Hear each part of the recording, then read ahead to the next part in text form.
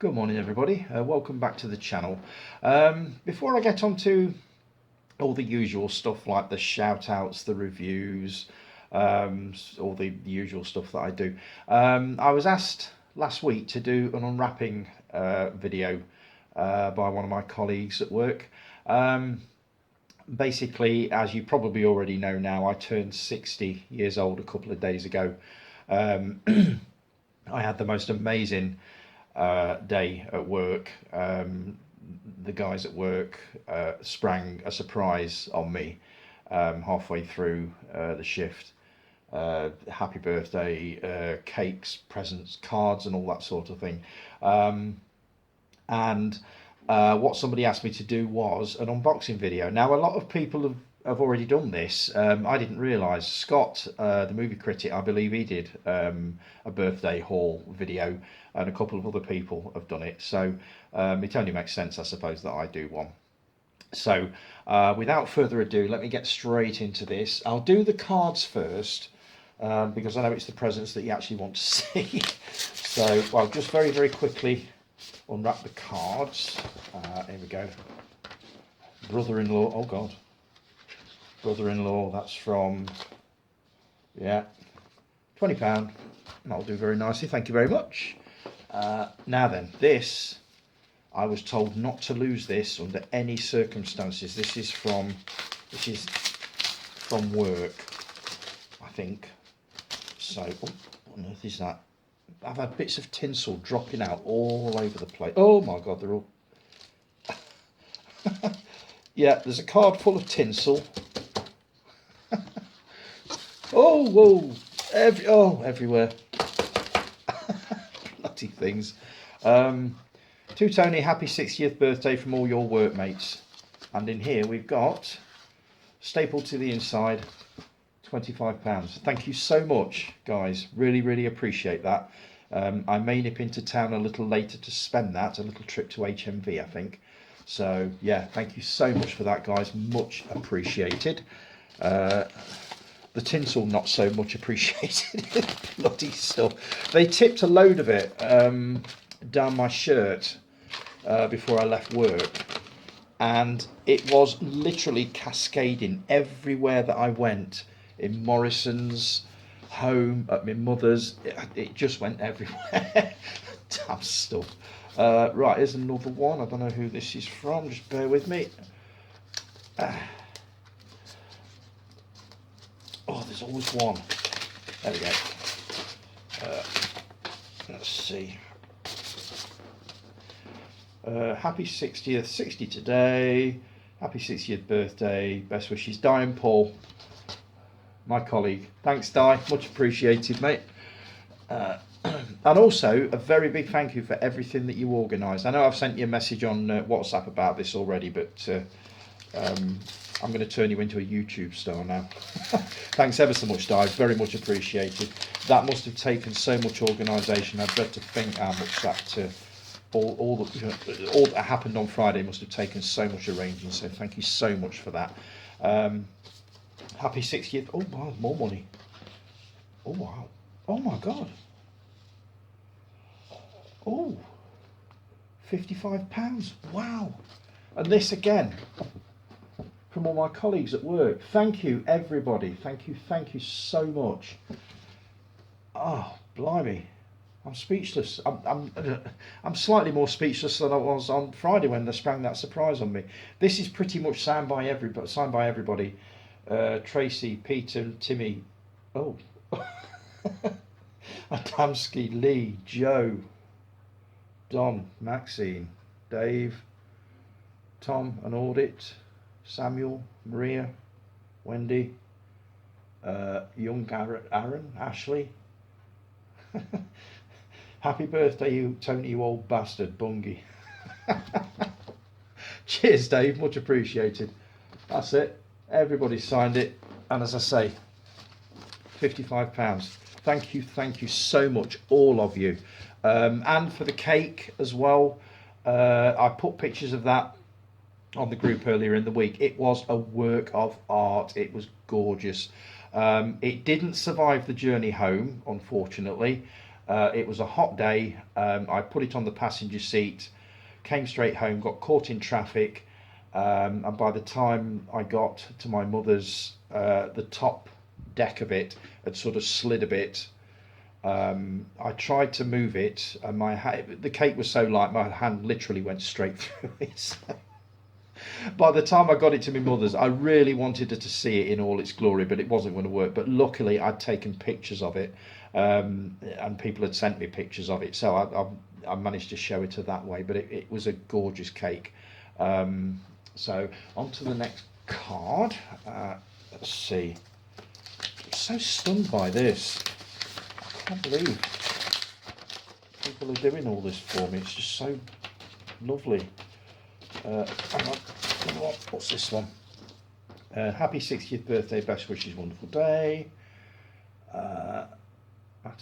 Oh, this is from the guys upstairs in the office. Yeah, this is everybody, I believe, up in sort of admin, management. Oh, blimey. Even Matt M, the man in charge. There you go, that's that one. That's everybody signed that. Thank you very much, guys, very much appreciated. I am still going to put these up, by the way. I know it's a couple of days after the event, but I will still put them up. It's taken me this long to do this. I've had a few things going on, as you all know, if you've been reading what's on the Facebook group. I'll be coming to that a little bit later. That one's from my brother. Where are we? Yeah, Chris, Bev and Alfie. Alfie's a dog. That's a lovely one. I think we've only got a couple more cards, and then I can get on to the bit that I know you lot really want to see, is what I've actually had present-wise. Here was another one. So that's from my mum. Oh, £20. Oh my God. Such a birthday haul. I can't believe this. That's from my mum. Here we go, another one.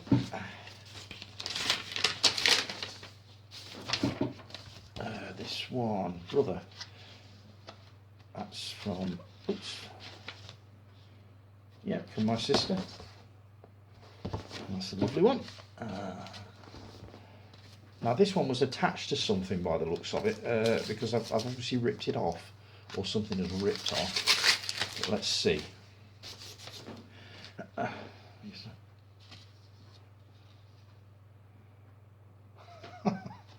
Yeah, that's from a mate of mine. You know you're getting old when to you an app is something you take in the afternoon. A nap. Oh yeah, of course I get it. Happy birthday. That's from my oldest friends, Ralph and Kay. And finally, I think this is the last card. And then we get on to the bit that I think you want to see. I swallowed some Lego. Are you worried? I'm bricking it. So, who's this one? Oh yeah, my other half. There you go. Right, that's all the cards. Now then, I've got a desk absolutely full of these things. Bloody champagne glasses. Tinsel. God damn. Right. This is, well, the first one, this is from my longest friends, Ralph and Kay. Now, there you go. I'll just lift it up slightly. There you go. Isn't that amazing? Do you know what that is? Stick your answers in the comments below if you get that, because it took me a few seconds to realise what it actually was. But I love it. Absolutely made up with it. Next one. This is from my other half as well. Now this is going behind me at some point. How cool is that? It's USB power, so I've got to figure out a way of putting it behind me, because I've got no USB connections back there. But it really does belong there, without a doubt. That will look really, really good there. So I'll pop that on there.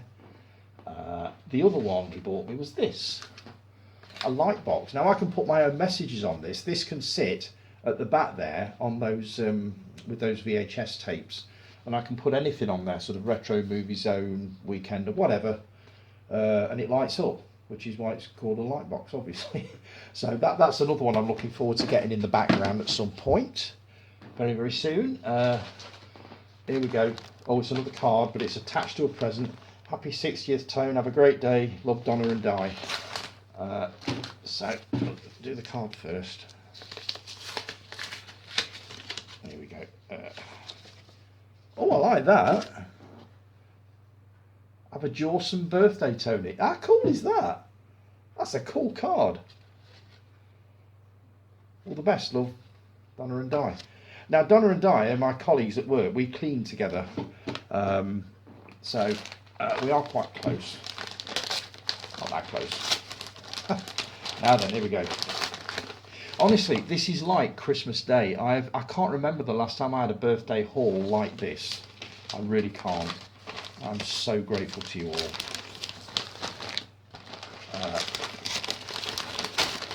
Here we go. T-shirt. Oh my God.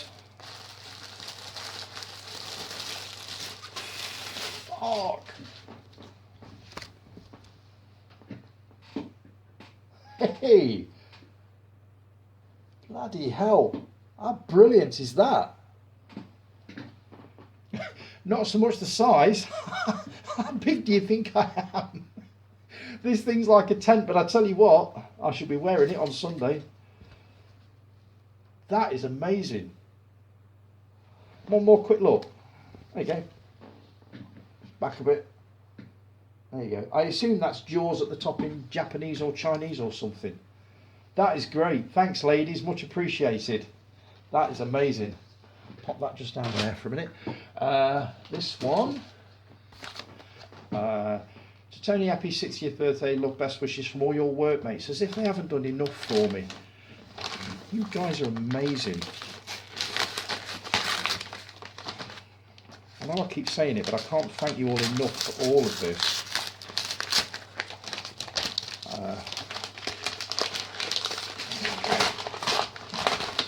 Now then. Oh, it's an Amazon parcel. Just bear with me.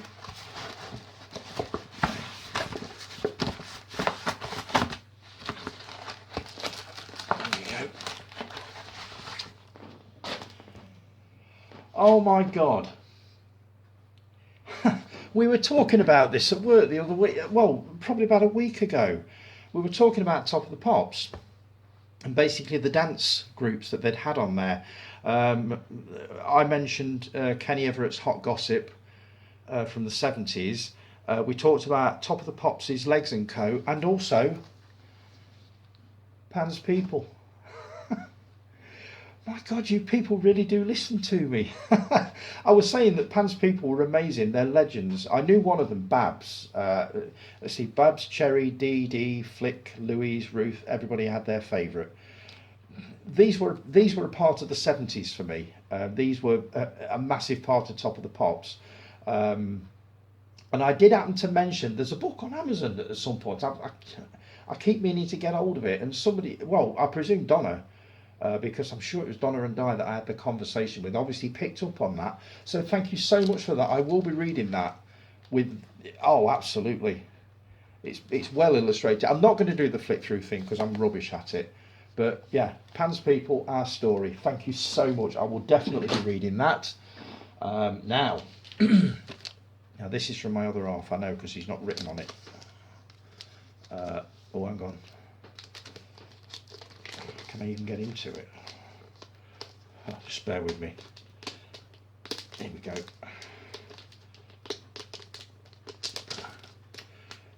Oh, some of these are wrapped up so well that I can't actually... Oh, here we go. We've got a way in, I think. Yeah, there we go. Whoa. Oh.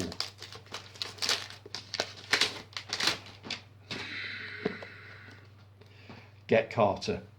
The best British gangster flick ever. Michael Caine. I'll do a full review of this when I've watched it, but this is on Blu-ray, I believe. It is. It's just been released by the BFI. It's also been released on 4K, so I may just double dip and buy the 4K of this as well. But thank you so much for that. everybody that knows me knows that I love Get Carter and what I think of it. It is a classic movie. I've seen it countless times. So I will be talking about that one at some point. Thank you so much for that. And another one from him. Let's see what we've got here. That's a bit easier to get into. Oh my God. I was only talking about this the other week, saying that I'd never actually seen, apart from the first one, I've never seen the Lord of the Rings movies, apart from the original. And I'd always wanted to see them. And what I've got here is the Middle-earth 6-film collection. Now, these are, it's a 30-disc, what? 30 discs? A 30-disc extended edition. Holy crap. Oh, it's not just Lord of the Rings, it's The Hobbit, that's why. 30 discs. Bloody hell. That's going to take some getting through. But I'm looking forward to getting into that one. That is the entire Lord of the Rings set, so I need to find presumably about 20 hours to go through that lot. But people do listen to me, they do. Now then, this is huge. I'm going to have to take a step back for this one. The size of this thing, I have no idea what it is. Nobody said be careful with it, so it's been not thrown about, but I've not exactly been overly careful with it. I'm hoping I've not done it any damage. Who's it actually from? Ah, this is the one that the card was attached to, so this is from work. I remember this. Now then. Massive box. I recognise the box. I recognise the box because this is from the warehouse. This is stuff that we stock. So I recognise that straight away. Now then, getting into this, could be, have I got anything on here that I can pierce it with? Probably not. Fingernails. Ah, here we go. See if I can get into it this way.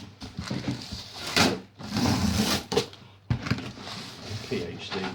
Normally, people will come up to me in the warehouse and say, can you save me sort of half a dozen of these PhD boxes because we're moving house. I never thought I'd actually get one myself. Right, what have I got? Oh my God, guys, you know me far too well. Holy crap. I think the diet's going to have to wait a bit. Heroes. Roses. Quality Street, my favourites. And Celebrations. Yeah, they should last to the end of the week if they're lucky. Oops. There we go. Ah. And that, my friends, is it. And that is more than enough. Oh, what a birthday haul. I've got countless cards, loads of money, tons of chocolate, some superb DVDs, a book, a t-shirt to die for, this t-shirt to die for. Thank you so much, all of you. You've definitely made my 60th birthday very, very special. I didn't do anything remotely special for it. I simply went to work, then to my mum's, and then home and basically bed. It was life in the fast lane, eh? So that's pretty much it for the birthday haul video. I'll be moving on to some other bits a little bit later on, all the normal stuff that we do, like the shout outs and all that sort of thing. There wasn't a video last week, which I'll tell you about a little bit later on. There's a reason for that, and I promise that I will try to do something close to 2 hours this week. God knows why you'd want to sit there listening to me for 2 hours, but you seem to want to do it, so we'll see how we go. So one final time, thank you so much, all of you, for the cards, the money, the Blu-rays, the books, the chocolates. You certainly made it amazing, and that cake. That was Aaron at work, who's a forklift driver. His missus makes these cakes, and he shows me pictures of new ones that she's created pretty much every week, and they are absolute masterpieces. God knows how she does them, but it was absolutely delicious. I took quite a bit of it into work, sort of distributed a few bits because I couldn't have got through that lot in a week. But I finally finished it off last night, and I think I've put about a stone on. So I've got to look at losing that at some point, which isn't going to work with this bloody lot. But I ain't complaining. So right, I'll be back in a few minutes, guys. And again, thank you so much to all of you for all of this. You've made me feel very, very, very special. So I appreciate that. Thanks a lot, guys, and I'll be back very shortly. Ta-da.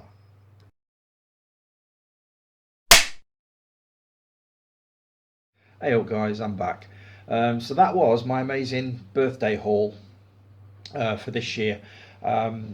Honestly, it was like Christmas Day. I've never known anything like it. I've certainly not had that many presents and that many cards um, on any previous birthday that I can remember. So it really was lovely. So again, thanks ever so much to everybody that gave me presents and money and cards and all that sort of thing. It truly was an amazing day, without a doubt. So right, on to the usual stuff that I normally go through with this. Let's see now. First of all, an apology for the lack of a video last week. As you all know, if you've been reading the ChitChat page, last weekend I had a few personal problems that I needed to sort out. As I've said before, occasionally life does get in the way of doing stuff like this, and every now and then it kind of gets the better of you. I'm happy to say that particular situation is looking a little better now. So hopefully I can get back to doing what I do best, which is basically sitting here with a brew talking to you lot. So yeah, fingers crossed everything should be okay now. So with a little bit of luck, we're kind of getting back to normal again. I noticed I watched last week's video back before. I usually do this. I will normally watch it back before I actually publish it, just to make sure it does actually look okay, and that's usually when the doubts start to creep in, because I look at it and think, oh god, no, oh dear me, no. But I watched it and I noticed one thing more than anything. I do say without a doubt rather a lot. So my thing for this week is try not to say without a doubt every few minutes. I don't know why. I kind of noticed it. You're just sort of watching it and you think, oh my god, I've just said it again. Oh god, there it goes again, without a doubt. Bloody hell. So hopefully this week I can do without it. But I mean, we've all got our little things that we say. I mean, our intros is one. Dave Oliver, yours is superb. You know, hello everybody. How is it all going? That's you. You got Scott with his is Scott the movie critic for another video, and then there's me with me. Good morning everybody. Welcome back to the channel. I keep trying to come up with something original, but that one kind of stuck. So I might as well just stick with it now. But we've all got our own little intros and our own little things that we do tend to say a lot of. But I did kind of pick up on without a doubt on mine, so I'm going to try not to say it quite so often if I can. But we'll see how we go with that one. First shout out. Dave, you put a post on last week about Keenan and Kel. Not familiar with them, I'm afraid. I believe there was something to do with, is it Nickelodeon or one of the kids' channels from years and years ago? It's weird because I always think of the 90s as being quite recent, and you look at it and it was actually 30 years ago. But Keenan and Kel I'm not familiar with at all, but I did watch the trailer for Good Burger and it did really, really look good. So I think that's a movie I will be checking out at some point, but it's going to be with no prior knowledge of Keenan and Kel at all. So I shall be literally going into it completely cold, and we'll see what I reckon to it. I'll get hold of a copy of that, and I shall let you know what I think. But most of the Nickelodeon stuff, I have no clue on. It was pretty much after my time. If we're talking sort of teenage programs, as in kids programs, that kind of thing, I go back obviously to the 70s. And most of the shows that I remember were things like Ace of Wands, the Tomorrow People, the Feathered Serpent. Kids programs we had like the Magic Roundabout, Captain Pugwash, the Clangers. Ivor the Engine, and a lot of these, for those of you that are even remotely curious about what these things were like, are actually on BritBox.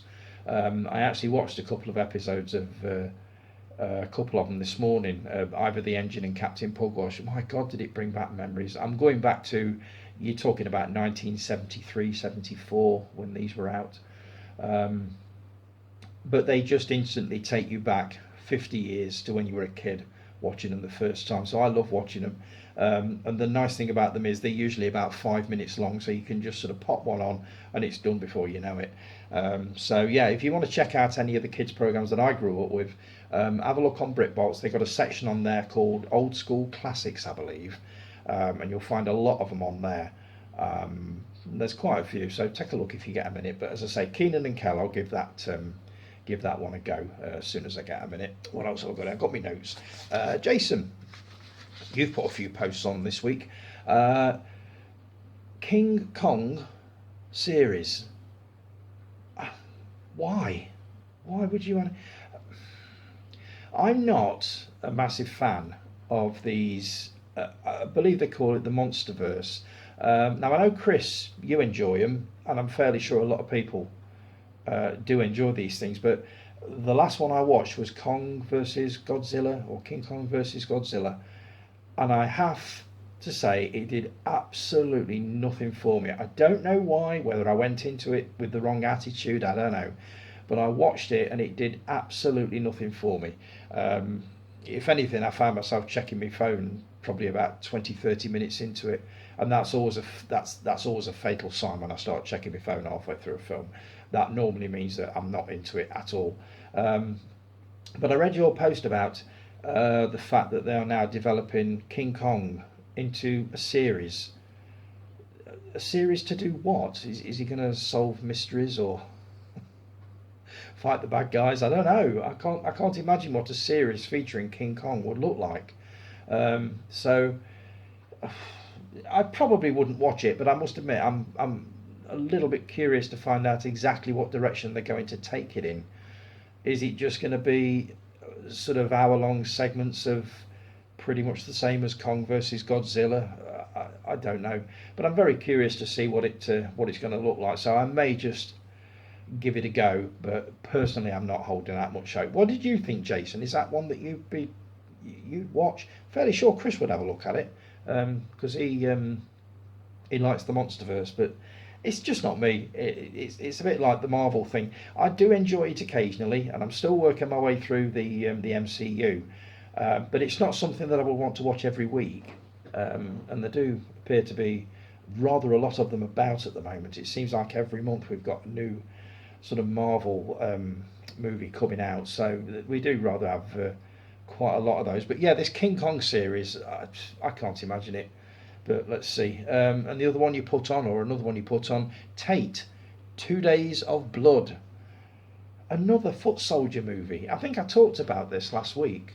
There have been, well, the original was The Rise of the Foot Soldier, which I thought was excellent, scary as hell, but really, really good, well done. Then there was the sequel, which I haven't seen, and then they came out with another, and another, and I believe another. I think we're up to Origins at the moment, which I think was part 5, and now we have this chapter, Tate, 2 Days of Blood, and it's pretty much what I said last week. How many different ways can you tell the same story? Because you pretty much know where the thing is going to end up. It's going to end up in that Land Rover with everybody being shot, because that's what happened. That was the fact of it. That was what actually happened. But you know what? I've got the first 3 sequels on Blu-ray. I'm going to get the Origins one, and I will get this one, and I'm going to have a marathon session one weekend where I just watch foot soldier movies to find out whether they are still as good as the first one. I mean, they must still make money. They must, otherwise they wouldn't keep coming out with sequel after sequel after sequel. But I can only imagine that these sequels are the same, pretty much the same story told from a different angle or from a different character's viewpoint. But I'm certainly willing to give them a go. So I may just dig the foot soldier movies that I've got out and start watching them. Get hold of the ones that I haven't got, which I think is just pretty much the last one, the Origins. I've got them all, and then pick this 2 Days of Blood up when that comes out and see what happens with that. But like I say, how many different ways can you tell the same story? But we shall see on that one. You also put a few comments about Winnie the Pooh, Blood and Honey. Now the trailer dropped for this this week, and Dave Oliver, you had a look at it, and you're like me. I think it's an absolutely brilliant idea. I can't wait to see this. Whether it's going to live up to our expectations is anybody's guess. But I think, Jason, you put a comment on there basically saying that you'd seen the title and thought no, then you saw the still image, the poster, and you said no, and then you saw the trailer and it was basically a big fat yes. So they've obviously won you over with the trailer, but I think it looks amazing. I know it's not going to win any Oscars or any other plaudits. I'm sure it's not going to be the best acted movie in the world, but who the hell cares? It looks like brilliant fun, and I honestly cannot wait to take a look at it. Now I'm guessing it's going to be streaming fairly soon. Where it's going to be streaming, I don't know. I'm hoping it's going to be either Prime, Netflix, or what's the other one I've got? Paramount. No, I haven't got Paramount yet, but I am actually subscribing to that one very shortly. Shudder is the other one. I mean, Shudder would be the perfect home for that because it is all horror movies, so it would be the perfect place to put Winnie the Pooh, Blood and Honey. But I have high hopes for this one, so we'll see how we go with it. But we shouldn't have too long to wait. I reckon we're looking at sort of October, November time. But I will definitely, absolutely be taking a look at that one when it drops. What else we got here? Dave Oliver, you've put quite a few videos on this week. 400 subscribers. Well done, mate. I think you were approaching it a couple of weeks ago. You were getting close to it, but it wasn't quite there. But you've crossed that line now, and that is absolutely amazing news. Well done, mate. Very well deserved. You've got a cracking channel. I love your reviews. They're just nice, short, punchy. Love them. So yeah, very well deserved, mate, and very well done. So on to the next milestone now, which I think is going to be 500. You're going to crack 1,000 subscribers, I reckon, by the middle of next year. I would not be at all surprised. So poor old me, I think I'm stuck on about 72. I was stuck on it probably about 3-4 weeks ago, and it's not budged yet. So I'm just waiting for somebody else to discover my channel and subscribe to it. But we shall see how we go. But as I've always said, I'm not overly fussed about that. I'm not looking to take over the world or anything like that. I'm just happy sitting here with a cup of tea talking to you lot about all the posts that have been going on to ChitChat and all that sort of thing, and I'm perfectly happy with that. But you know, if I do end up with 1,000 subscribers, amazing, but I can't see it. We'll see. We'll take that one step at a time. I've enjoyed your reviews this week, mate. Let me just have a look at Evil Dead Rise. Yeah, very much up for this one. I've seen the first one. I've seen Evil Dead 2. For some reason, I've always shied away from Army of Darkness, and I don't know why. I think it's because doesn't he go back in time, and it's all to do with corpses and things like Evil Dead, obviously. But I don't know. Maybe you can persuade me to take in Army of Darkness, because that's the one Evil Dead film that I haven't actually watched. I've even watched the remake from a few years ago, which actually wasn't bad. I was quite surprised how good that was. I saw the trailers for it, I saw the posters for it, and straight off I thought, that's not a good idea. But I watched it and I was actually pleasantly surprised by it. So I have seen all of the Evil Dead movies, but Army of Darkness, so maybe you could convince me to dig that one out. I have got it, because I've got an Evil Dead box set upstairs. It is DVD, not Blu-ray. Maybe I should invest in the Blu-ray box set. Maybe that'll persuade me to pop that one on. But yeah, if you can convince me to watch Army of Darkness, you go for it. What else did you have here? Oh, you were talking about delayed movies. Aquaman 2 and Shazam 2. Not overly bothered about, because I haven't seen the originals of them, so I'm not overly fussed about those.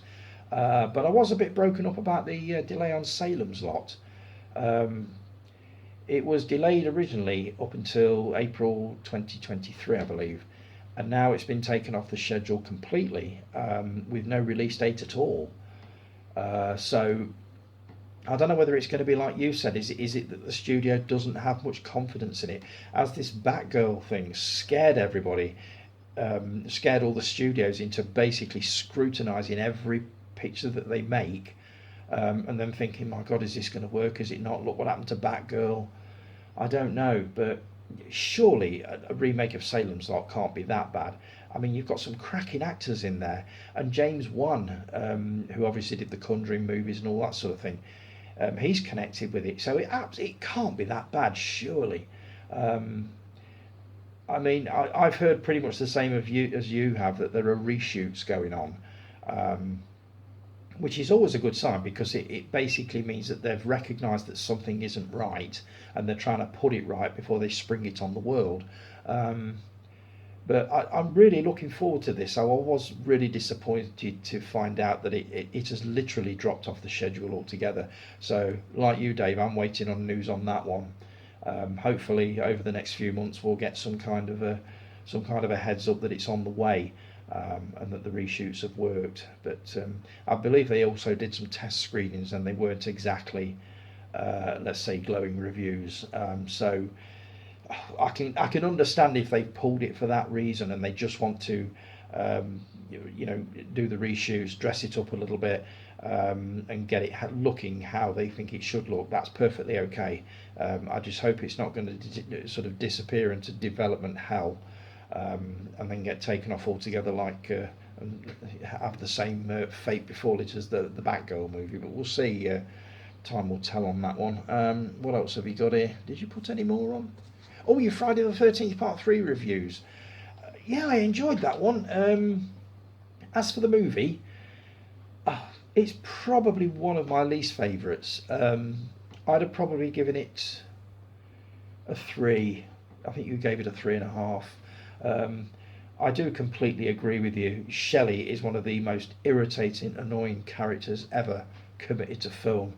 Um, did he die in it? I can't remember. If he didn't, he should have done. So, um, but yeah, I think you like that movie a little bit more than I do. I'm still very curious to know what your favourite episode is going to be, and I think the guess I put forward last week, I said I think it was going to be either the final chapter, which was part 4, or Jason Lives part 6, but that is just my guess. So I'm very curious to see whether I'm going to be right on that one. But I enjoyed that review, mate, most definitely. Looking forward to your review of part 4. What else have we got here? I think we did put some more on, but I've forgotten to write them down. Oh, the Terrifier 2 trailer. My God, that looks like a complete and utter bloodbath. Mind you, the first one was. I saw it, and I'm going back a lot of years, but I have seen. Was it the Terrifier that I saw? When did it come out? Can't remember, but I do remember it being a real blood splattered affair. Don't remember it being particularly brilliant, but I did kind of enjoy it, if I remember right. But I'm again curious to see what they've done with the sequel. We'll see what happens with that. Jason Kerr, the Ginger Ninja, on to you. Love your review of From Dusk Till Dawn. That's one I've not seen for many years. It's one that I need to dig out. I do remember it being absolutely batshit crazy, but it's one that I need to hunt down and have another look at. I believe Tarantino had something to do with that, didn't he? Starred in it. Did he direct it? No, Robert Rodriguez directed it. Yes, I remember you saying now. So yeah, that's one that I need to check out. And another movie that I really, really want to watch, and I've never seen this. You talked about it, Frankenhooker. Just the story itself has made me think, wow, I need to watch this. It's an 80s splatterfest, from what I can gather. But just what you said about it has made me want to sort of dig it out, along with a couple of other movies that you mentioned. There was an alien invasion one, and I can't remember the bloody title. I should have written it down. You talked about Dracula 2000, which I definitely want to have a look at, and also Dario Argento's Dracula. I've tracked down a copy of that, and I'm going to be taking that one in at some point. I mean, with what you were saying about these movies being, especially the invasion one, what was it? What the hell was it? I can't remember. But you said it was utterly and completely terrible. And I'm thinking of introducing a new section, and I'm going to call it something like "Don't Say I Didn't Warn You." When I'm going to be watching movies that people have warned me are absolutely terrible, or horrible, or violent, or basically just awful movies, and then letting you know what I think of them, and basically saying, you were right, I should have listened to you. But that's another section I'm going to be introducing very shortly, as soon as I've got the schedule for the films sorted out, when I know what I'm going to be watching from one week to the next, because it is a bit wishy-washy at the moment. I've been sort of lucky this week where I've watched 2 or 3 this week because I've been off work, but when I'm at work, the only time I can ever really watch movies properly is the weekend, and I can only usually watch 1 or 2 then. So I keep introducing all these new sections. I've got to get Sequelophobia back on track again. But yeah, I'm going to start this new section because I like the sound of that, and it will give me an excuse to watch some of these truly crap films. I've got 1 or 2 lined up for that as well. There's one called Rubber that was recommended to me by Joe Raven at work, about a killer tyre. Yep, Tyre. There are 2 others from the same sort of stable. One called Velocipasta, which is to do with a priest who turns into a dinosaur and fights crime, and his sidekick is a prostitute. Yeah, it does sound odd, doesn't it? And what was the other one? There was a third one. Can't remember that one either. I really should start writing all this stuff down. What was that other one? Salt Rubber, Velocipasta, and it's gone. Can't remember, but there's another one. But it will just, that new section, Don't Say I Didn't Warn You, will just basically give me an excuse to watch movies that I know are going to be absolute rubbish. But I do really get a bit of a kick out of watching these terrible films. I keep coming back to Killer Sofa, but that wasn't actually a bad film. But the movie I watched back to back with it, which was called Larmageddon, that was truly awful. And I'm sort of halfway through one called the Beaster Bunny, which is about this giant rabbit which basically looks like a giant puppet version of Hartley Hare from Pipkins in the 70s. It does look terrible, but I got about 20 minutes into that and had to stop watching it, so I've got to go back to that one. But yeah, Don't Say I Didn't Warn You is a brilliant excuse to start watching some of these truly awful movies. So that's going to be starting very soon. Next bit of news, Cineworld. They're not closing after all. They've released a statement basically saying that they've been down this road before, bankruptcy and all that sort of thing. It's not stopped them before, and they have no reason to believe that it's going to stop them this time. So with a bit of luck, I mean, I don't do the cinema anymore, as you pretty much all know, but I know a lot of people do, and it won't be nice if Burton doesn't have a cinema at all. We went through that when Robbins, or what used to be the old Odeon, shut down. And I believe Burton was without a cinema for probably 18 months, 2 years before Cineworld opened up. And it wasn't nice. We do have a nice little cinema, I believe, in Barton-under-Needle, which is a village just outside of Burton. I think it's called the Red Carpet, and it's a small family-run business. It's a very small cinema with a little restaurant attached to it. And you know what, from what I've heard about it and the excellent reviews I've heard from people who've actually been there, it is the kind of place that I probably wouldn't mind trying. So has anybody else been there, the Red Carpet in Barton? If so, let me know what it's like. I've already been recommended Cineworld in Swadlincote, which is probably about 3-4 miles out of Burton. and they reckon that's a completely different animal to the Burton one.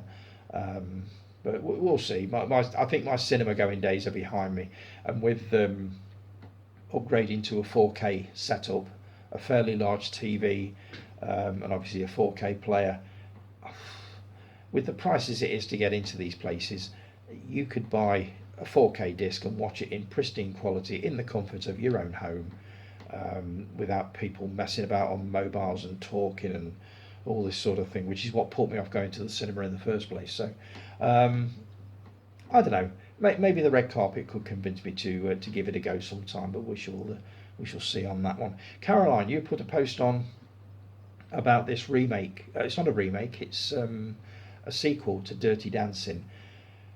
You are quite right. I'm beginning to err more on the side of this now. Is why the hell can't Hollywood come up with something original rather than churning out the same stuff over and over again? Again, it's all sequels, reboots, remakes. It's very rare that you'll get something that you'll look at and think, oh, that's different, not seen that before. As for this Dirty Dancing sequel, they've got Jennifer Grey. They've obviously not got Patrick Swayze because he died a few years ago. But Jennifer Grey has agreed to do it. Again, what it's going to look like is anybody's guess. But you can't recreate the kind of attention that movie got and the legacy that it's kind of left behind. It's a legendary chicks movie, chick flick as they call them. I thought it was excellent. I really did enjoy it. I didn't twig onto it until a couple of years after it had been out. And it's another of those that I kind of avoided because I didn't think I'd like it. I watched it and absolutely adored it, and I've seen it a few times since. So whether I will take in this sequel, I honestly don't know. But again, why do we have to keep making remakes? Why can't we just do something original for a change? It would be nice, wouldn't it? But yeah, I'm kind of erring with you on that one, Caroline, at the moment. Is that this thing with sequels and remakes is getting just a little bit much now. So right, I'll knock it on the head there for this section. We're coming up to 27 minutes and we know what happens at 30. So I'll be back in a few seconds with a little bit more. Take care, folks. Back in a sec.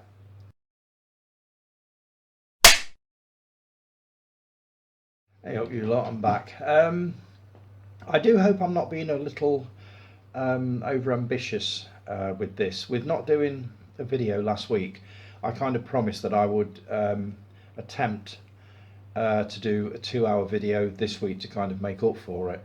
I'm hoping I'm not overstretching it a wee bit. I mean, everybody else is doing, you know, Dave, Jason, all that. They're all doing like these punchy little videos of sort of 10-15 minutes.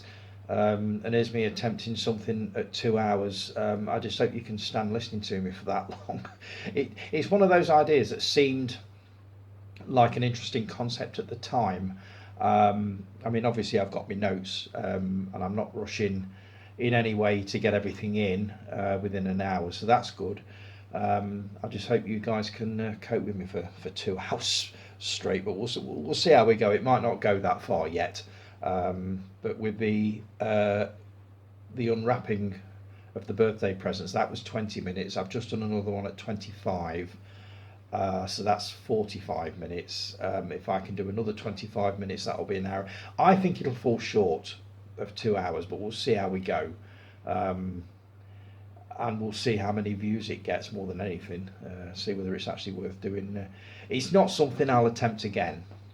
Let's put it that way. I think I'm going to try and limit it a bit to either an hour or maybe even 30 minutes. And here come the howls of protest. I'll try and keep it at an hour if I can, because that seems to be that seems to be the way to go with it. But as for 2 hours, I think this is going to be probably a one-off, but we'll see how we go. Where did I get to? We did Cineworld, didn't we? What else have I got on here? Oh, we did the Dirty Dancing thing. Oh, that's what I was going to say. I was going to do a quick roundup of all the movies that I've promised to watch from everybody else's top 10. As you know, I've been reading out every week one of your top 10 lists. top 10 movies, and from each list I've picked one film that I've not seen, that I would like to take a look at, and I'll just do a quick recap now. Just bear with me while I just put my drink up. This desk is such a mess, you would not believe it. I'll put that down. I'll just do a quick recap of the ones that I've actually picked from various people's lists. I've done 5 so far, and if I've forgotten anybody, please forgive me. I don't think I have. Let's see. I did Will's list, I think, first, and the one I picked from his list is that one, The Free State of Jones. I also want to take a look at The Northman, which was also on his list, but this is the priority one because he raves about this one. He loves this movie, so I'm going to take a look at that one when I get a minute, and that's where to put everything. Next one I did was Chris's, and the one I've picked from his list is that one, Interstellar. I've never seen it. I've heard it is kind of reminiscent of 2001: A Space Odyssey. It was directed by Christopher Nolan, whose name I could not remember to save my life. Was it last week or the week before? I just basically called him that guy that befuddles me every time I watch one of his films, and it's true. I couldn't make head and tail of Inception. I watched Memento with Guy Pearce, which was an absolutely cracking film. Didn't understand it though. And this one, I get the feeling it's probably going to be the same, but that's the one I picked off Chris's list. So I get the feeling that's going to be a bit of a challenge, but we'll see how we go with that one. And from, let's see, from Scott's list, I've gone for Hacksaw Ridge. Mainly because all of the other ones on his list I think I've pretty much seen, but this is the only one that I haven't seen. So I'm going to be taking that one in, and I've heard such good reviews of this from everybody. I've been asking around at work, and pretty much everybody that I've talked to has said Hacksaw Ridge is absolutely brilliant, you've got to watch it. So that one's off Scott's list. The other two I haven't actually got yet. I've ordered these mainly because they look good. Guy, off your list I picked The Big Lebowski, which I think you know. And pretty much all of these movies that I'm showing you now, with having never seen them before, I'll probably do them as bin it or keep it. And I mentioned this about The Big Lebowski last night, and Guy went absolutely apeshit. Said he was going to come round and burn all my Target books. He's very passionate about this movie. So I will be taking a look at The Big Lebowski, and well, like the other 4, it will be a bin it or keep it. So it'll be I've watched it once. Do I get rid of it or do I keep it? The other one was from Simon's list, Simon DeRose, and I've picked from his list The Other Guys, mainly because I watched the trailer and it made me laugh a lot, and I thought that actually looks really good. So I've ordered a copy of that. That should hopefully be with me today or tomorrow with a bit of luck. So I'll be taking a look at that one.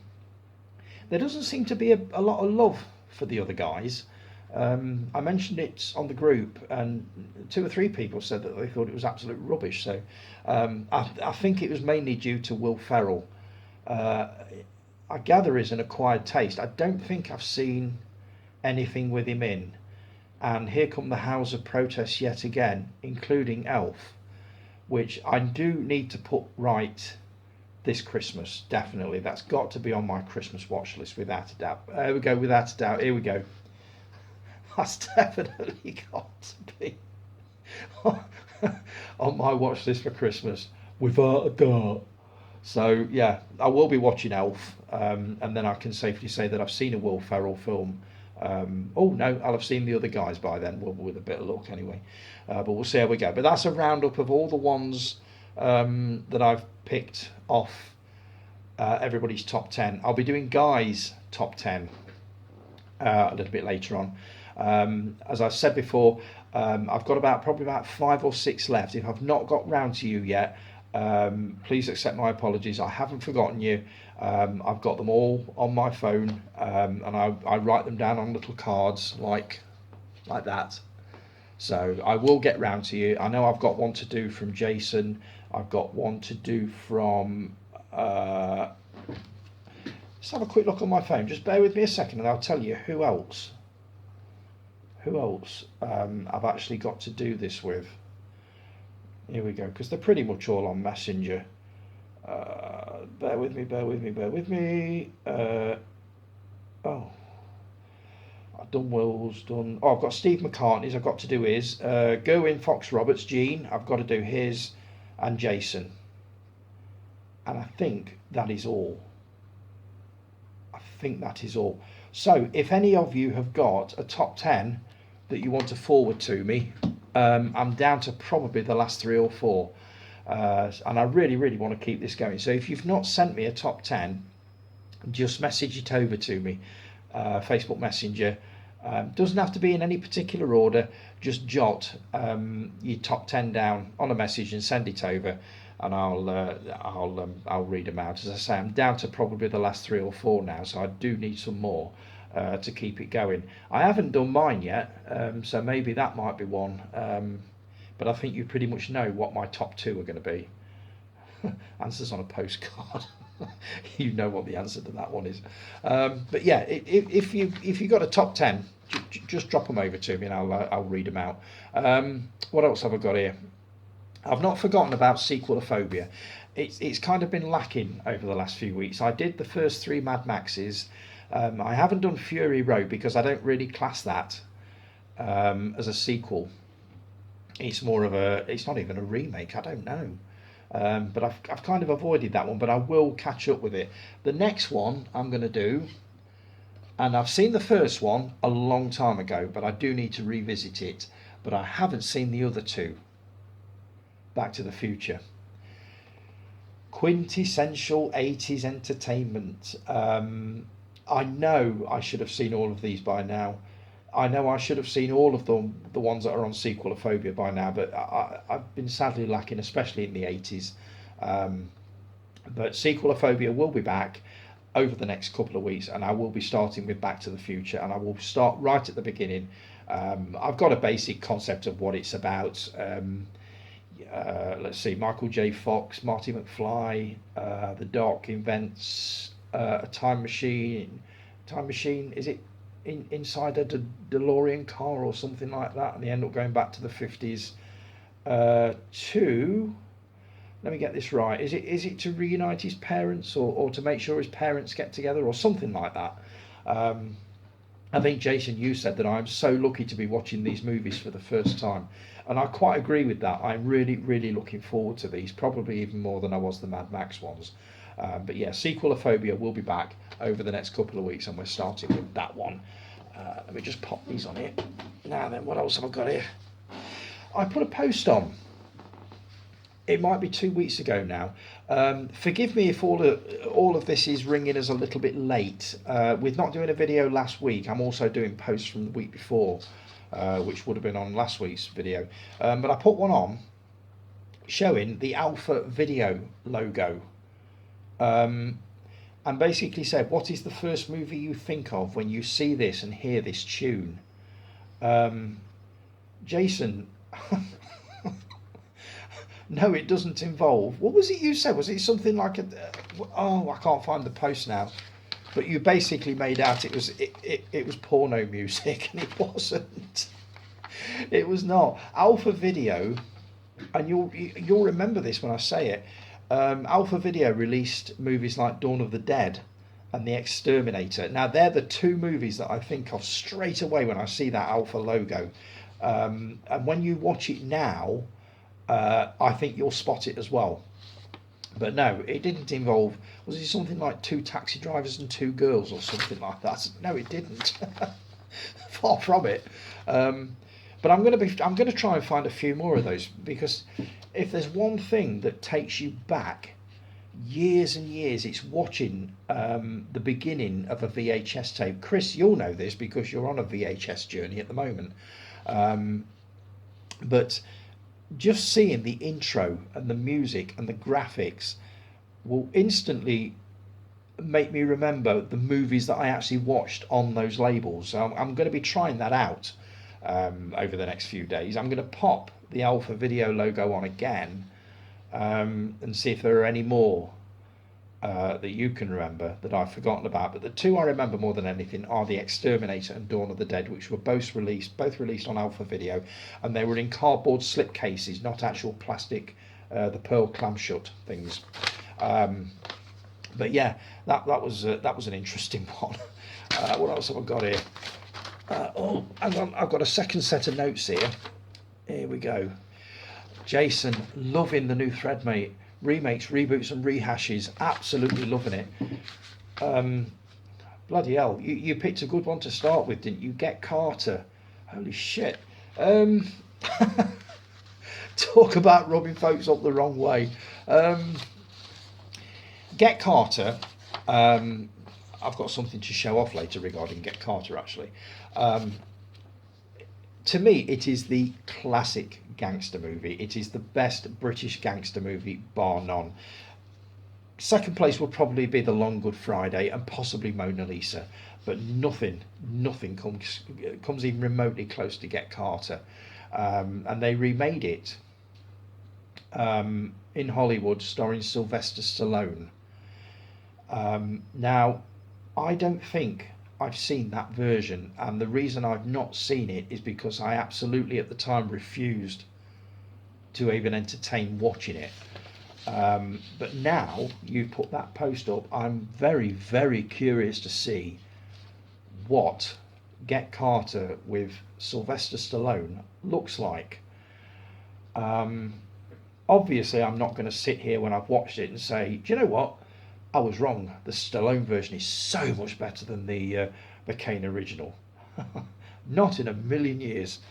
But is it going to be at least watchable?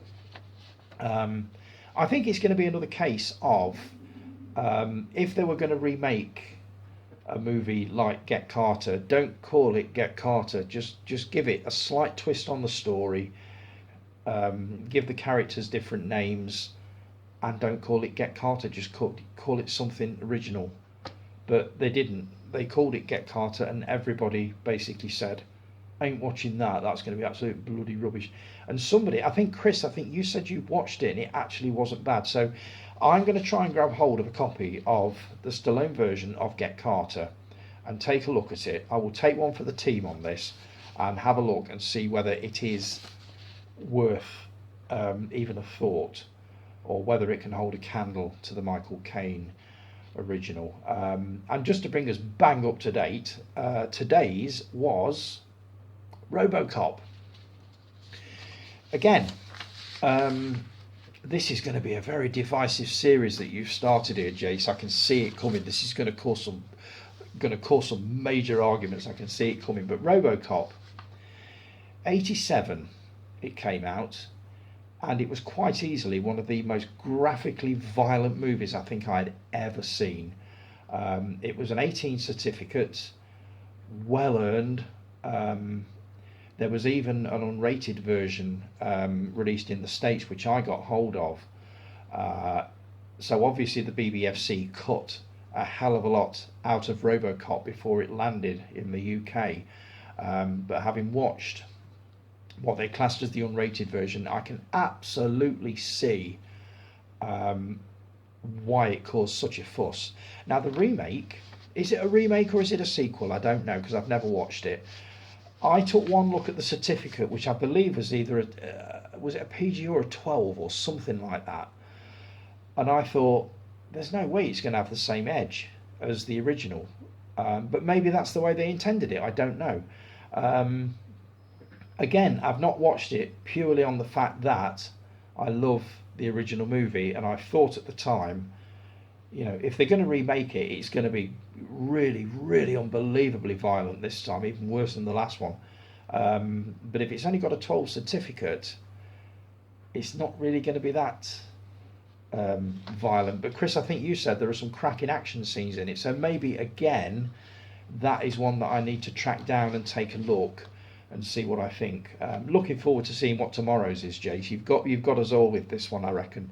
I think it'll take about probably 3-4 days to catch on properly, but you'll have us all hooked in no time at all. I can see it coming. But it's a cracking idea for a thread, mate. Well done with that one. Looking forward to seeing what's excuse me, what's coming up with that one. Callie, you put a post on about Hellraiser, the remake, which I believe is streaming on one of the satellite channels very, very shortly, probably September, October. Um, I don't know. I watched the original quite recently, and again, it was made about what 1987, 88. I remember this coming into the video shop when I worked in there, and I believe we only had about 3 or 4 copies of it, unlike the previous year when we had Predator and we had something like 40 or 50 copies, and every single copy went out. The 4 copies that we had of Hellraiser went out on the same night. I got a chance to watch it that weekend, and I do remember it being incredibly violent. I didn't like the sequence with catching the hand on the rusty nail. That was horrible. But I didn't seem to have a problem with people being pulled apart by fishing hooks, so worked that one out. But it was nasty. It was nasty stuff. So again, I'm curious to see exactly what they've done with it as it's going to be. Is it a sequel or is it just a reboot? I don't know. But I do like the look of the new Pinhead. Little bit disturbed, Dave Oliver, about your comment about you think Pinhead looks hot. Seriously, I took one look at it and thought, no, I don't see that one, mate. But horses for courses and all that. What else have we got here? Guy, love the first episode of the videos, mate. I'm sorry I called it a podcast.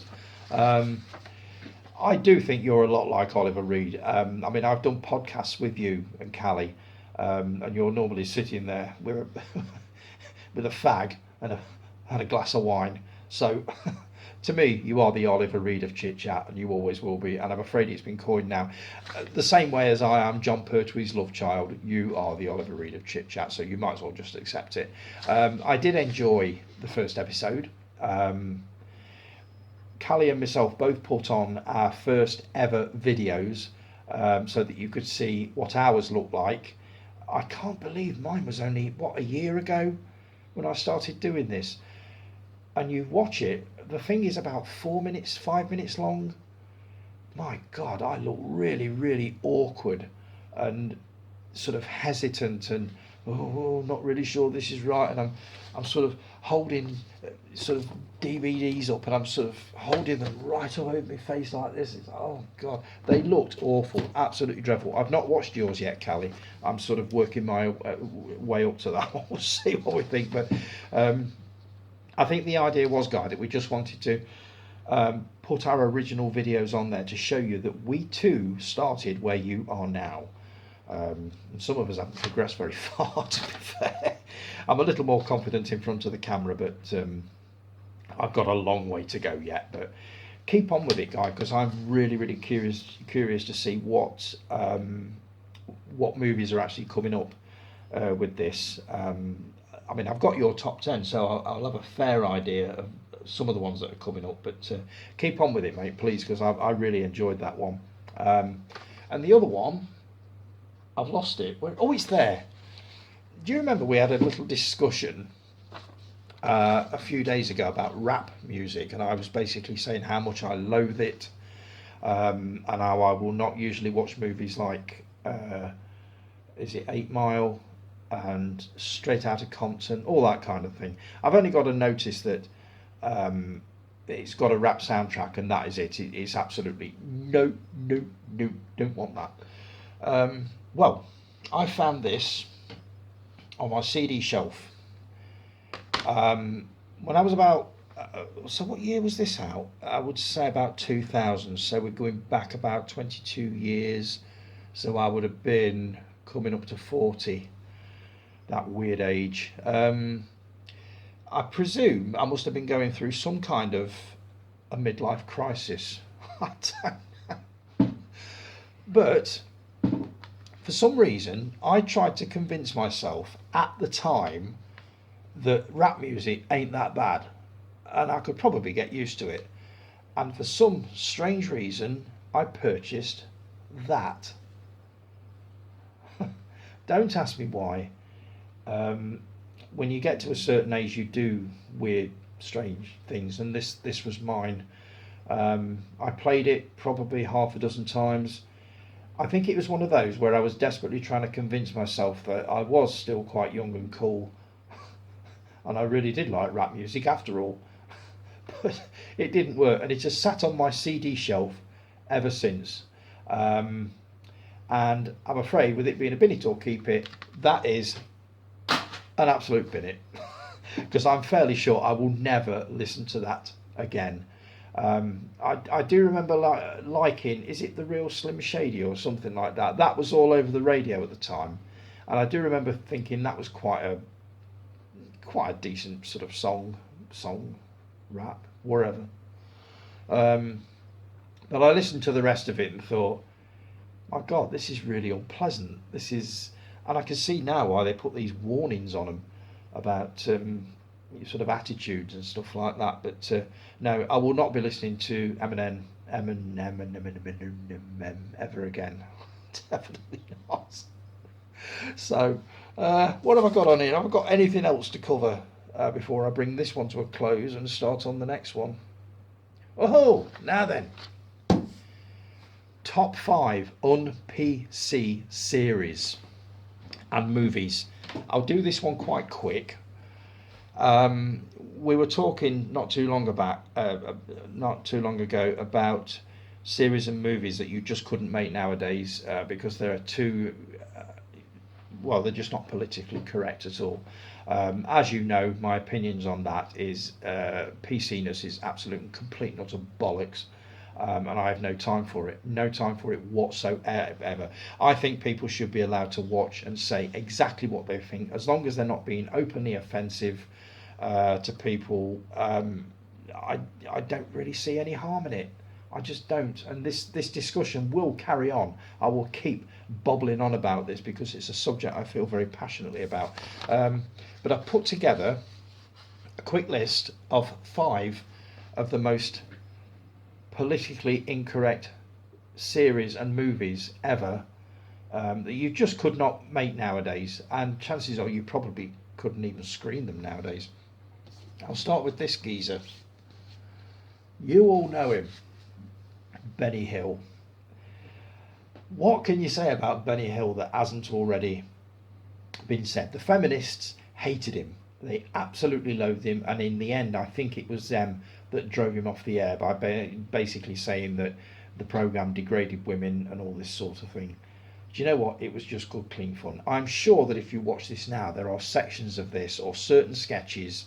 I do remember one, and I'm not going to go into details. There was one that I did watch that they featured on a series called It Was All Right in the 70s, and they showed it, and I did sort of very slightly go, oh dear, oh yeah, I kind of see that one. But the majority of it was just good, clean fun.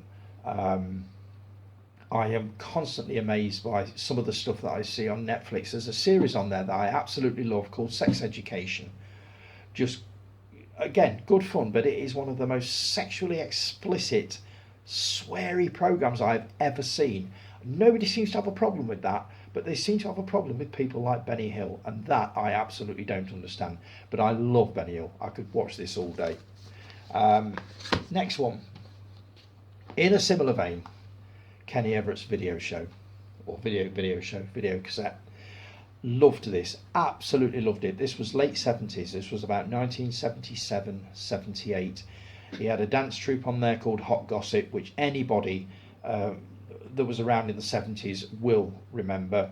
Hot Gossip were the ones that made it perfectly acceptable to dance to disco records in rubber and bondage wear at 7 o'clock at night just before Coronation Street.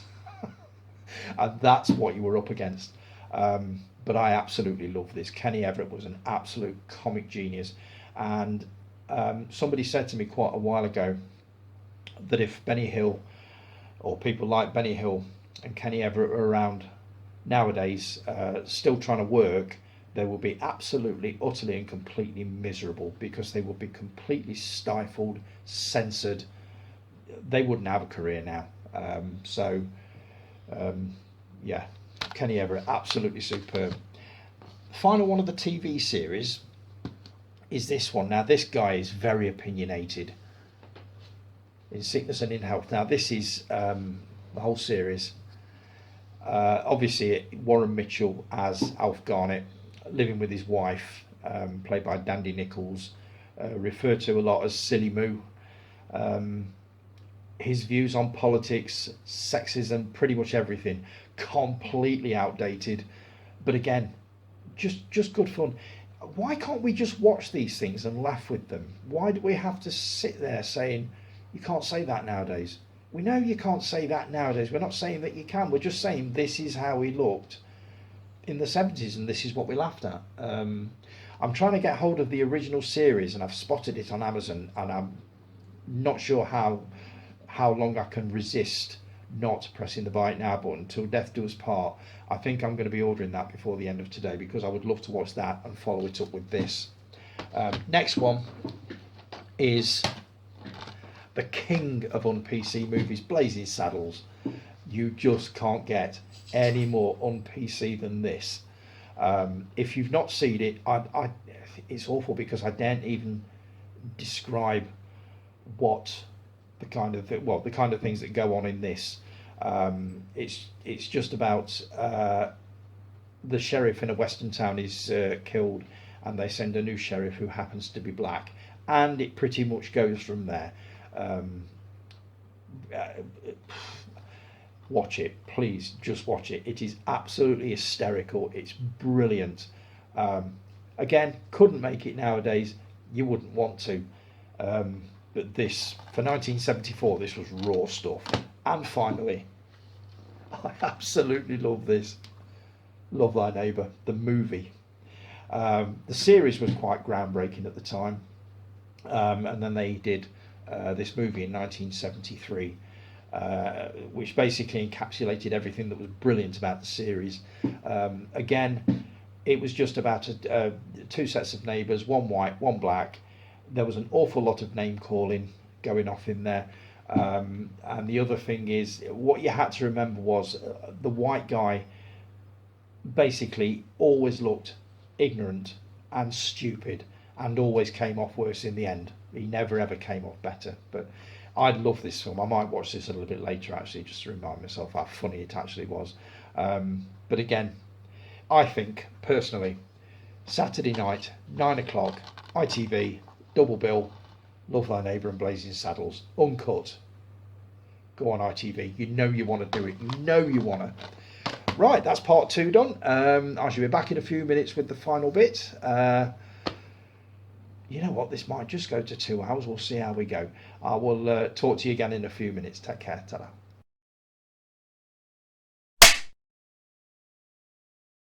Hey up you lot. Back for part 3. I will say one thing, there's no way I'm attempting this one again. 2 hours. It's insane. You're going to get bored. You're going to fall asleep. You will. I know you will. Right, next. We're going to do Guy's top 10. Now, I'll read them in reverse order, which is how he sent them to me. Number 10, Goodfellas. Now, this has been on pretty much every list that I've read out so far.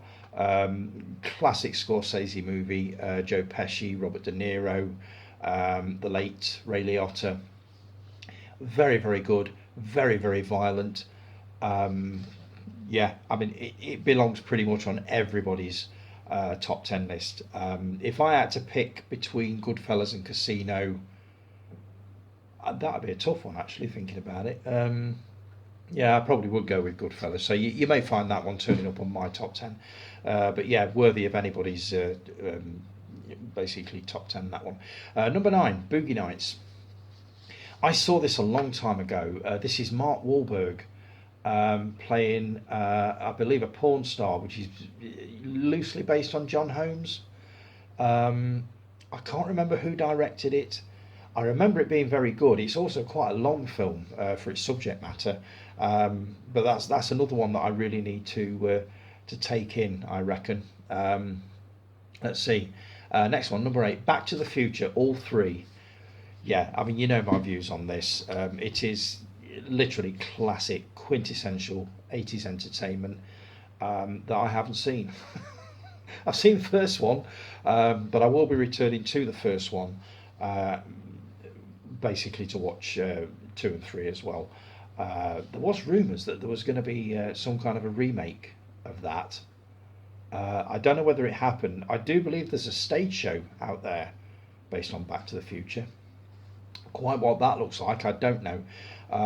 But yeah, Back to the Future, good choice, mate. Or at least I assume it's a good choice. I know I'm going to enjoy them. I haven't heard a single bad word said about any one of them. And whereas a lot of sequels don't live up to the original, these absolutely, according to you guys, do. So yes, I will be taking those in. Number 7, I love this one. Monty Python and the Holy Grail. I saw this at the Pictures in 1974. It was on a double bill with a movie called And Now for Something Completely Different, which was a Python film, and it was a compilation of refilmed sketches from the TV series, which I absolutely loved. And I loved Monty Python and the Holy Grail. I loved The Life of Brian, The Meaning of Life. I've seen quite a few of their stage shows. So yeah, superb film, absolutely brilliant. British humour at its off-the-wall, wackiest best. So yeah, I'm totally with you on that one. Number 6, From Dusk Till Dawn. I was talking about this one earlier. Jason Kerr, the Ginger Ninja, he was talking about this one. He reviewed this. I haven't seen this in quite a while, but as I said earlier, I remember this being batshit crazy. It was just mental.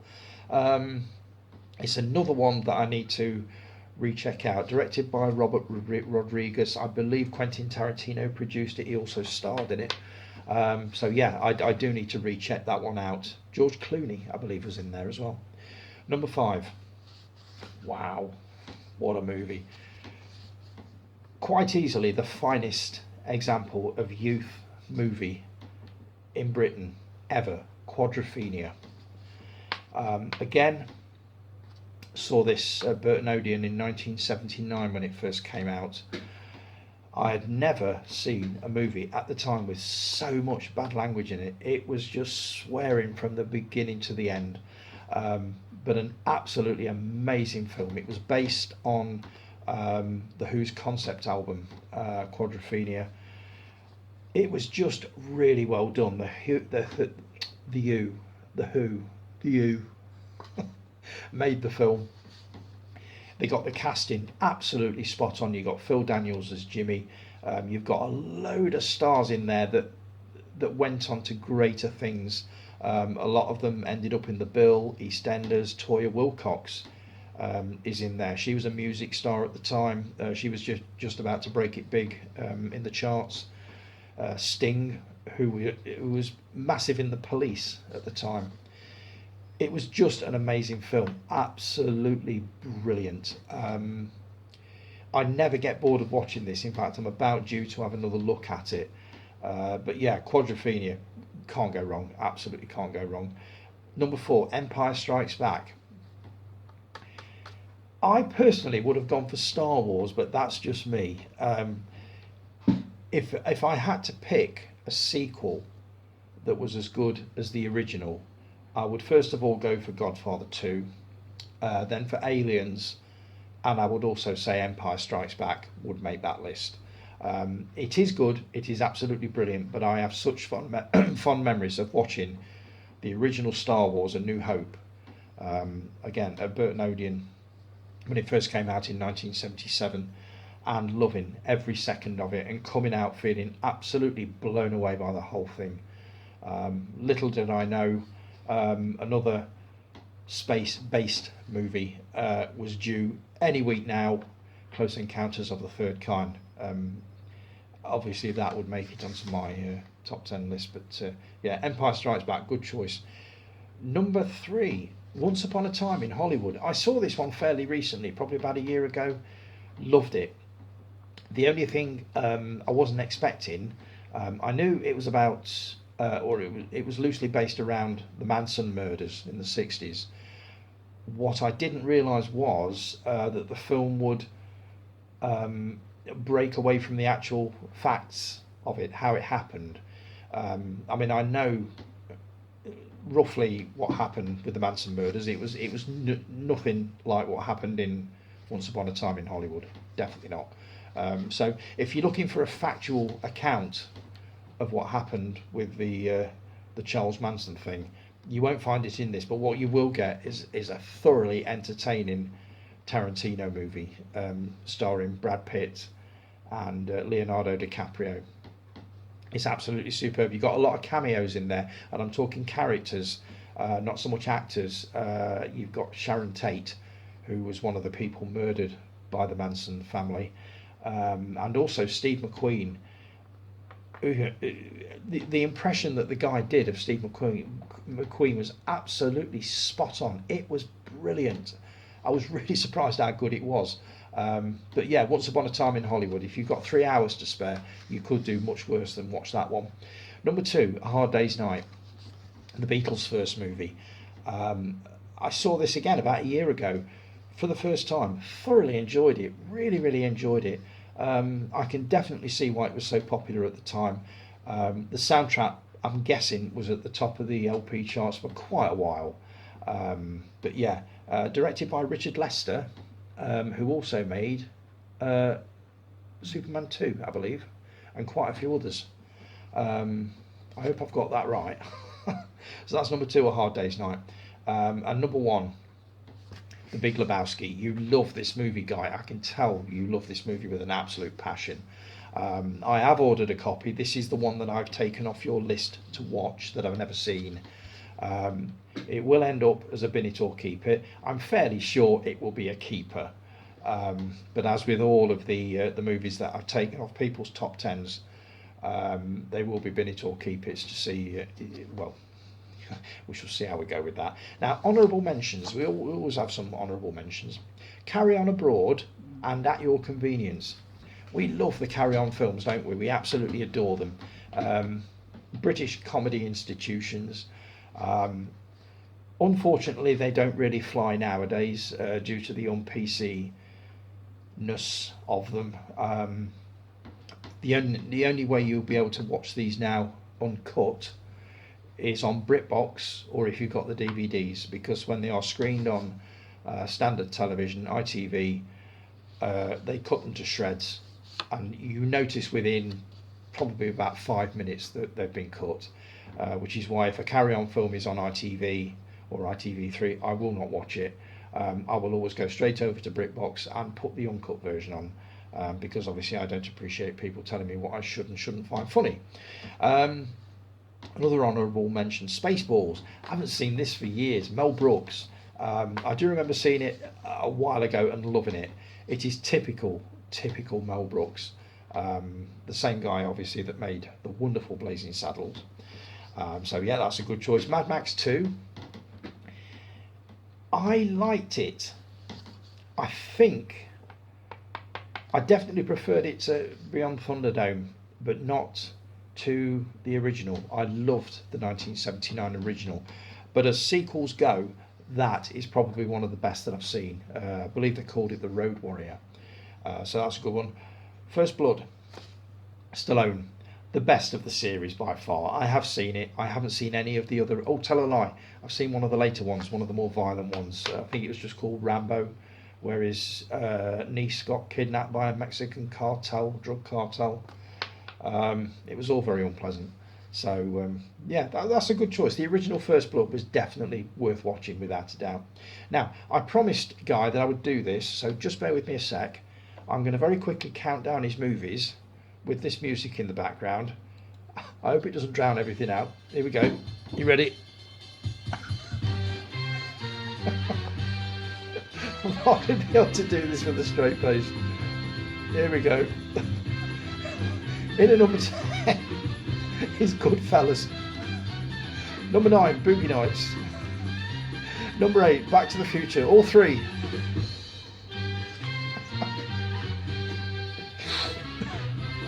Okay.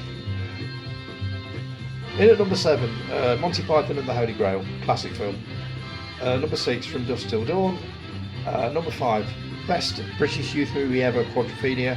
And number 4, The Empire Strikes Back.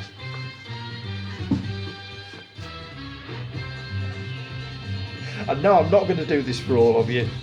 This is a one-off. Number 3, Once Upon a Time in Hollywood, the Tarantino movie. Number 2, A Hard Day's Night. Oh God, here we go again. Number 2, Hard Day's Night, the first Beatles movie. Number 1, The Big Lebowski, Coen Brothers movie. This isn't working. I don't sound anything like Alan Freeman for one. The honourable mentions. Carry On Abroad at your convenience. Yeah. Next one, Spaceballs.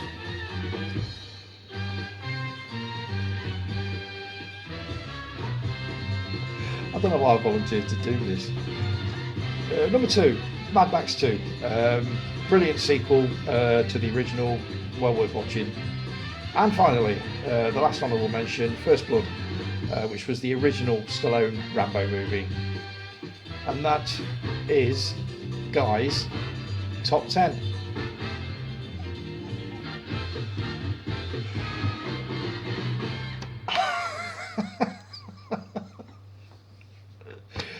No, I ain't doing that for you all. That was a one-off.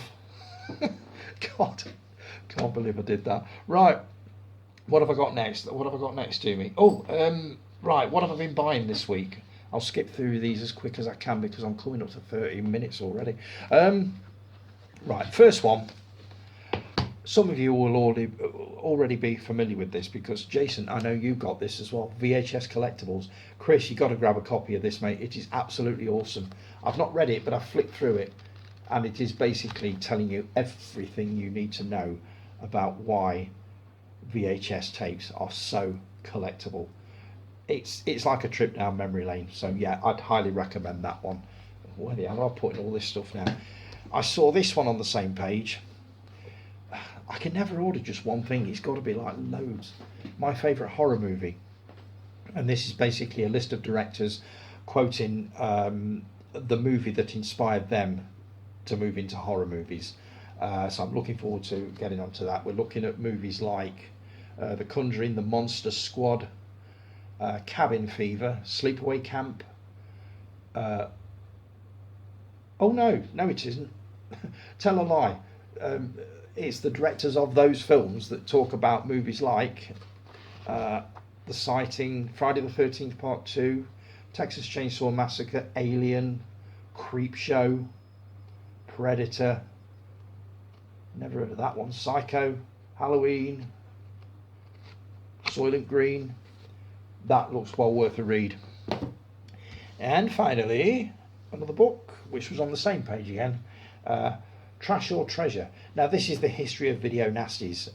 If you were around in the 80s, you will know exactly what video nasties were. There were basically tapes that were seized by the police as being obscene, violent. You're looking at movies, believe it or not, like The Exorcist, Zombie Flesh Eaters, Texas Chainsaw Massacre, Cannibal Holocaust, that kind of thing. This is a history of the 80s and that particular time, which I'm really, really looking forward to reading. I really should get some of these books. I've got a library full of books and I just don't get a chance to read them. Now, Blu-rays. I pulled this one off the shelf as a bin it or keep it and read a little bit about it and realised that it was part of a trilogy. Now the trilogies are not connected, but I figured with this guy having made only about 5 or 6 movies completely, that I would grab the other ones and have a bit of a season of him. His name is oh Christ, that's small. Alejandro Gonzalez Norito, basically the director of Amores Perros and 21 Grams. So I've ordered 3 or 4 of his other movies. One there called Beautiful, which stars Javier Bardem, which looks good. Amores Perros, which has been recommended by a guy at work who loves his art house cinema. Now this has got some scenes of dogfighting, which I'm going to find tough to watch, but apparently the rest of the movie is superb. That's 2.5 hours long, so that's a long movie. And finally this one, which I've heard a lot about but know very little about, Birdman, Directed by the same guy, so I'm going to have a look at that one. I've got one, or is it two, yet to come. I believe 21 grams is the other one. So I'm looking forward to watching all of those. Another one that I got hold of, believe it or not, I've never seen this, so this is going to be a bin it or keep it at some point. Tremors, Kevin Bacon. Monster movie, all to do with giant worms or something like that. I just happened to spot it on Amazon for £4 and I thought, yeah, go on then, I'll have a look at that. So that's another one that's going to end up as a bin it or keep it at some point. And another one that I spotted, this is actually showing on Talking Pictures TV tonight, and I read a couple of reviews that basically said if you've not seen this, you need to see this if you are a horror movie fan. And it's called Corruption. Stars Peter Cushing. I believe it's in the same vein as a movie called Peeping Tom that came out in the early 60s, caused quite a lot of controversy. I'll just do a little unboxing of this because I've not even taken the cellophane off this one yet. For those of you that are interested to see what you actually get with this. Let's see. Taking those out, so you've got the movie itself, and then you've got what look like a series of art cards. Just bear with me. There we go. Yeah. So these are going to be an absolute bleeder to separate. But that's basically what you get. On-set pictures, all that kind of thing. And also a rather nice looking book, which I'm assuming is going to go into the history of the movie with stills, etc. That's that one. That's called Corruption. And what I got for my birthday. Now then, I've already shown these off on the birthday one, but let me unbox these. The first one, Get Carter. I can't wait to see what this looks like on Blu-ray. There was a Blu-ray release of it probably about 5 or 6 years ago, but it was universally panned. The quality was terrible. Basically, they'd not done anything to enhance it or remaster it. They'd just re-released it and upscaled it from a DVD.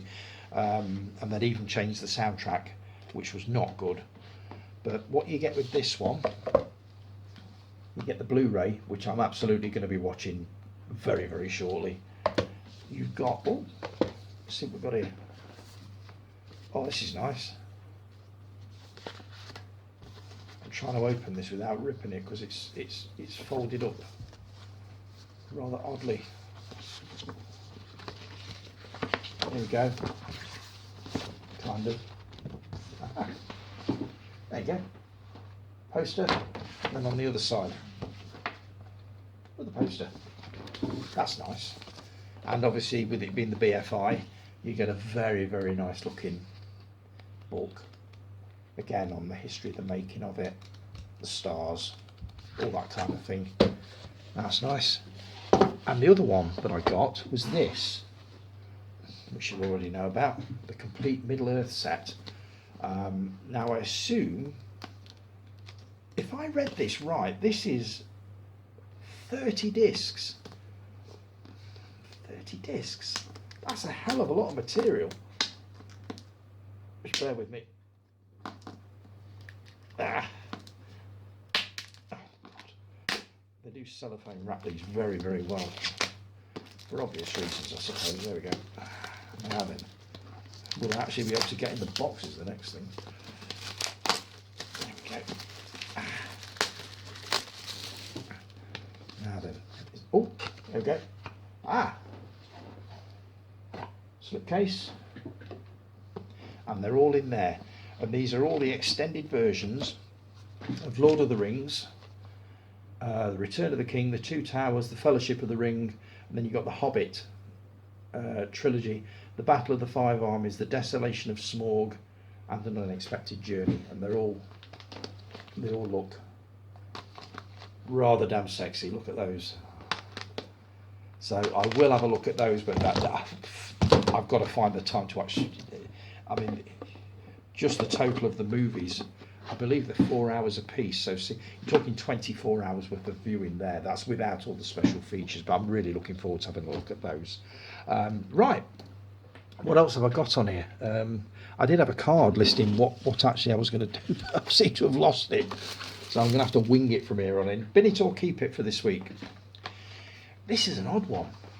Brookside. Remember Brookside? I bought this a while ago. I wasn't a huge fan of it, but I saw this going ridiculously cheap and thought I'd grab it. I did see a couple of episodes in the 80s, but I didn't watch it religiously at all. It basically started in 1982. It was one of the first first programmes on Channel 4 when it launched in 1982. And basically it was a harder edged soap than we've been used to. I mean, on ITV you'd got Crossroads and also Coronation Street, as mild as you can imagine.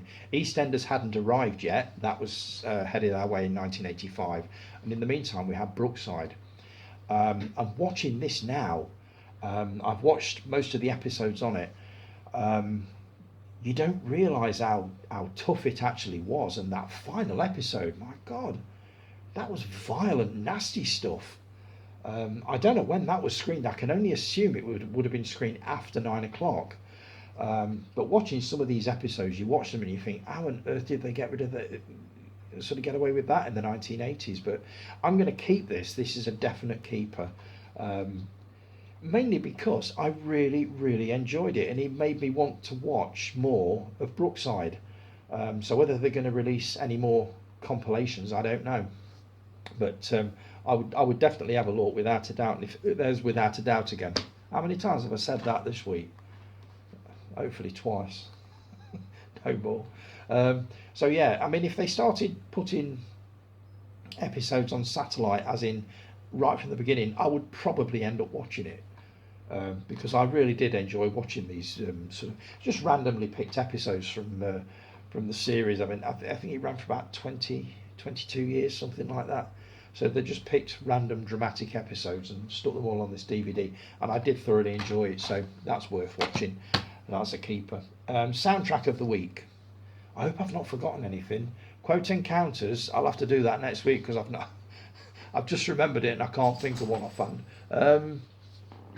Yes, I can. Yes, I can. Right. Vinyl soundtrack for this week. Somewhere in Time. What an absolutely beautiful LP this is, and a gorgeous soundtrack. Done by John Barry. There's the back, there's the various tracks. Now, if you've seen this movie, you'll know exactly what you're going to get on this soundtrack. It's classical music. It is beautiful. It is relaxing. It takes you back to the movie. I can't praise this one enough. I've got this on CD, but I just didn't want to part with it on album, on vinyl. But it's a cracking. I mean, it's probably looking quite worn nowadays. It would not surprise me at all. It's not looking too bad actually, considering. Yeah, that's not looking too bad.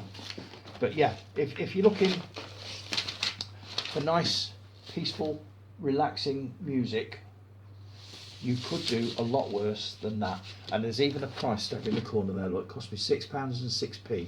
I remember buying this from a record shop in Derby, the Abbey Arcade, if I remember right. Absolutely loved it. So it's a gorgeous soundtrack, well worth having in your collection if you've not already got it. Quote Encounters for this week. It's to do with a movie that I've talked about this week, and it's one line, 4 words. Come back to me. And that's it. Come back to me. Caroline will know this. I feel sure she will know this. Right, that is it. Let's see, we've come to 26 minutes. This will not be a million miles off 2 hours.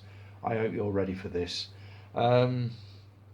It isn't something I'm going to be attempting again. I've simply done it because I didn't do a video last week, and I kind of foolishly promised that I would attempt a 2 hour video for this week. I can't believe I've actually done it.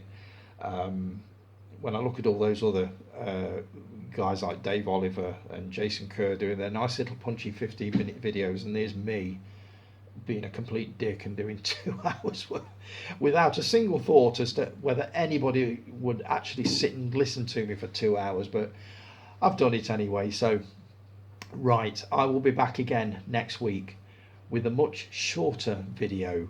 I mean, for God's sake, if I can do this on, doing an hour is going to be like a walk in the park.